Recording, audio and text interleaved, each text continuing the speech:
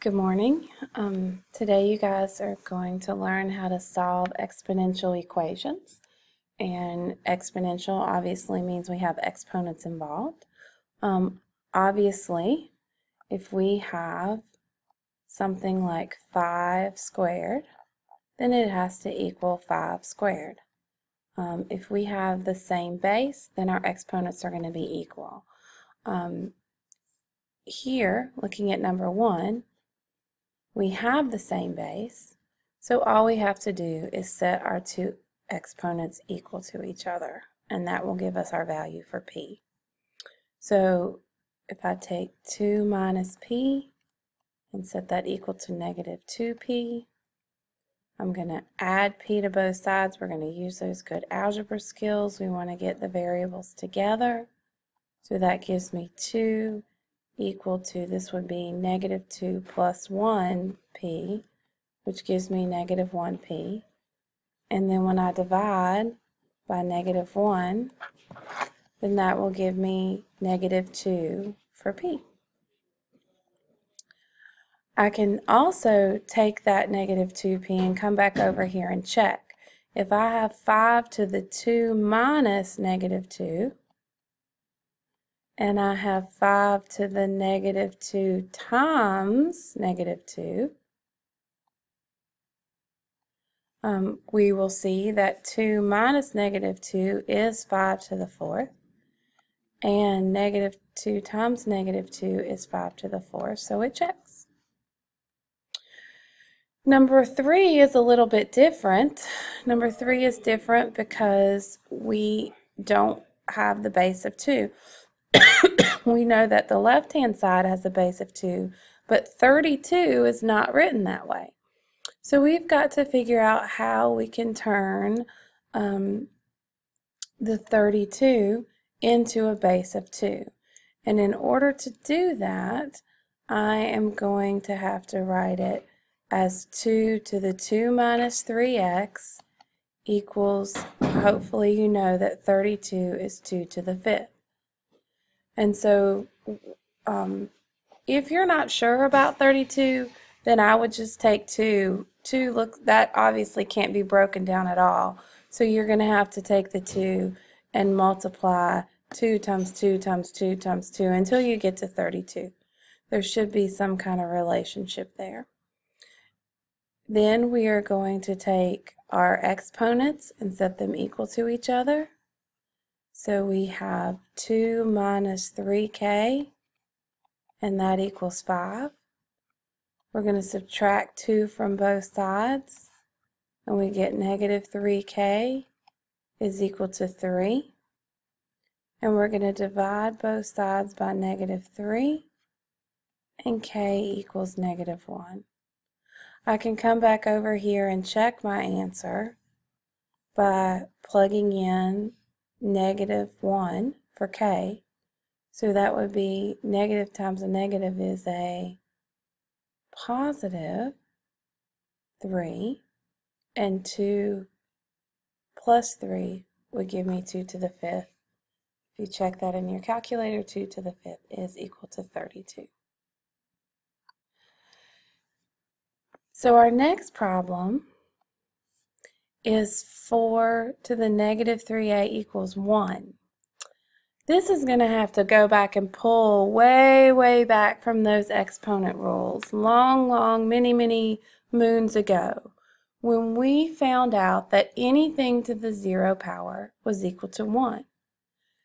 We can't convert the 1 into a base 4, but we can say that 4 to the 0 power is equal to 1.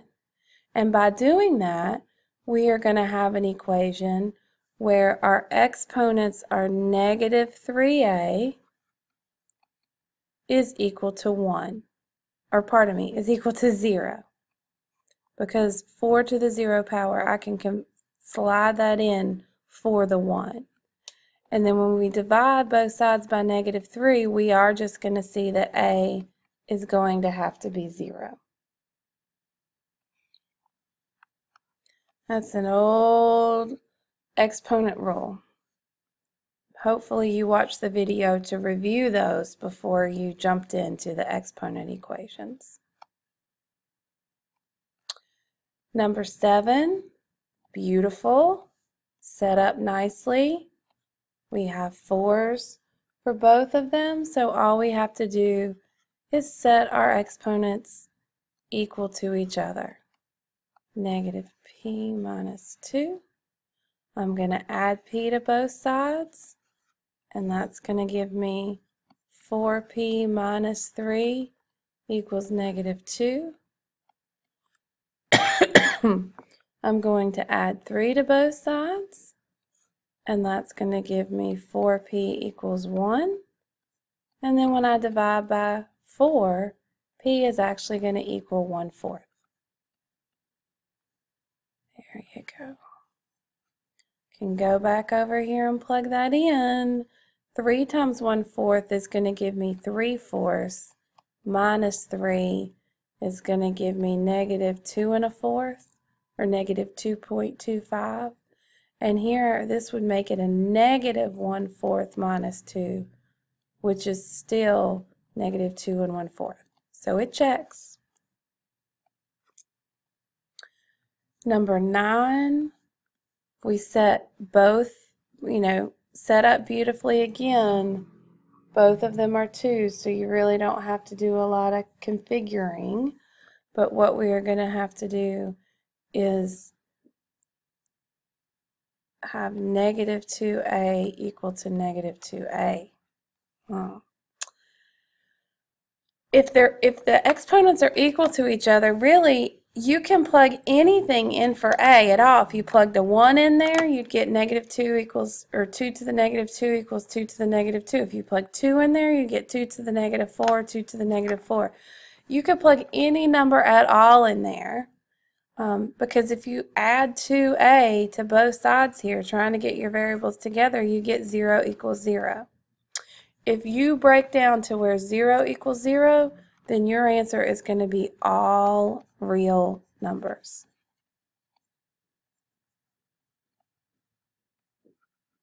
You can put anything in there. You could put a decimal, a fraction.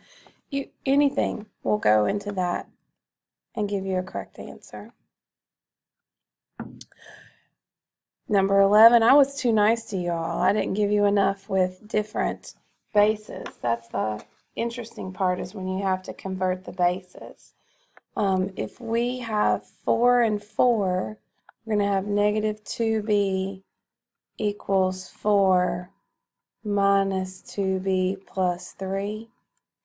I don't know why I wrote it that way, because it's early in the morning, sorry. Negative 2b equals negative 2b plus 3. Well, in this case, when I add my 2b to both sides, the b's are going to cancel out, and I get 0 equals 3. 0 cannot equal 3. That is impossible. So if both of your variables cancel out and you still have something left, this is going to be a no solution.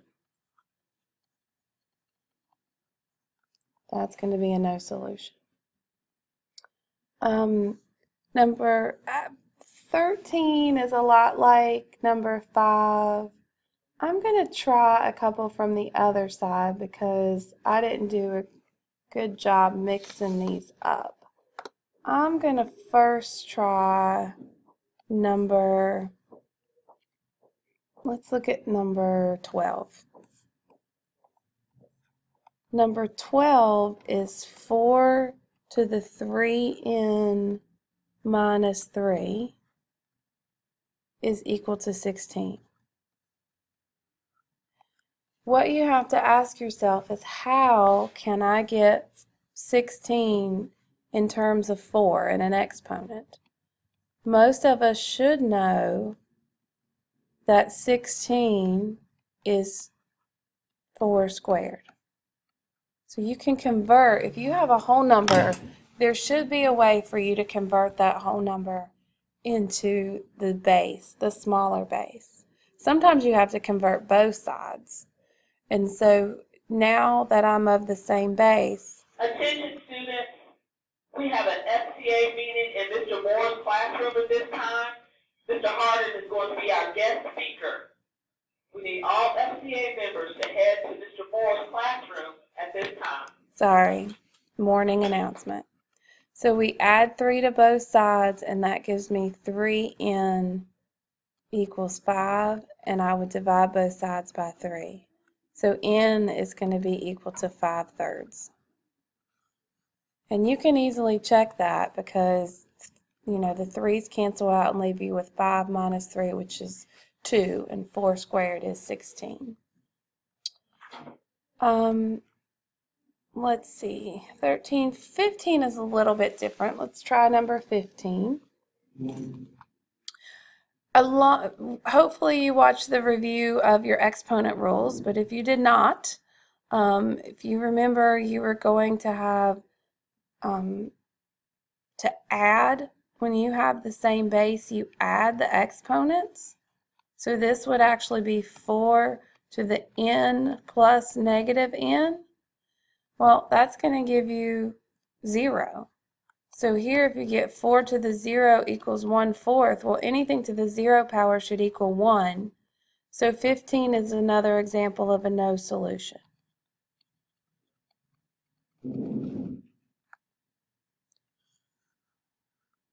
Don't forget on number 13, you're just going to convert your 1 into 2 to the 0.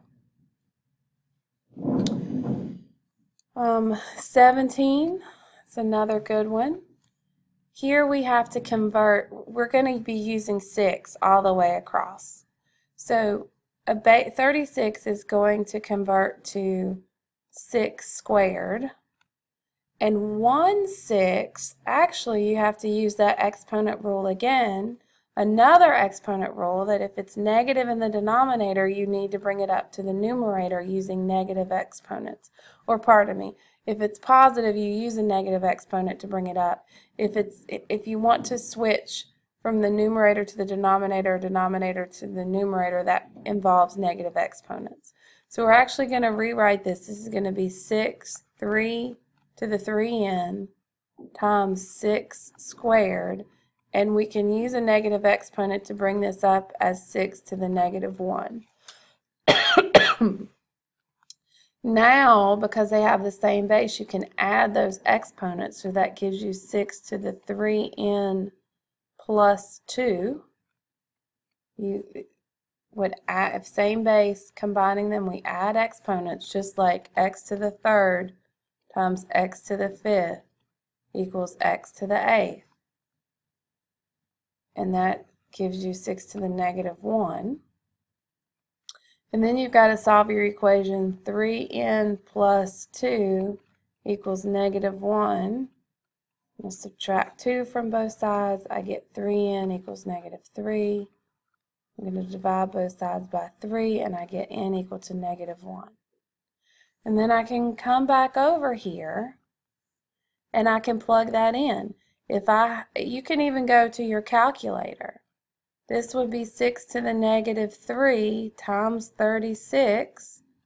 It should give you 1/6. You may have to convert that into the calculator. 1/6 is going to be, sorry, I don't have a calculator right here. It's a repeating decimal. But you can use your... Students, please head up to Mr. Moore's class. All right, so here's our last equation. 19 is wonderful. It's all the base of 2. So we just have to add these two exponents, because if you have the same base, you add exponents. So that's x plus negative 3x is going to equal x minus 1. That gives me negative 2x equals x minus 1. That is going to subtract x from both sides. So we get negative 3x equals negative 1. And when we divide both sides by negative 3, then we get x equal to 1/3. X equals 1/3. I'm going to do one more just because looking at my paper, looking at these, I think it might be a good idea for me to work this one. If we have, this is number 20.